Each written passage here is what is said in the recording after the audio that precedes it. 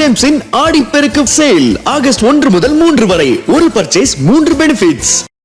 கேரளம் அரசு போக்குவரத்து கழகத்தில் பணிபுரியும் பெண் நடத்துனர்களுக்கு ஊதியத்துடன் கூடிய மாதவிடாய் விடுப்பு வழங்குவது குறித்து 3 மாதங்களுக்குள் முடிவெடுக்க மாநில அரசுக்கு கேரளம் உயர்நீதிமன்றம் உத்தரவிட்டுள்ளது. மாதம் 2 நாட்கள் ஊதியத்துடன் கூடிய மாதவிடாய் விடுப்பு வழங்க கோரி KSRTC பெண் நடத்துனர்கள் தாக்கல் செய்த மனுவை நீதிபதி விஜு ஆப்ரஹாம் விசாரித்தார்.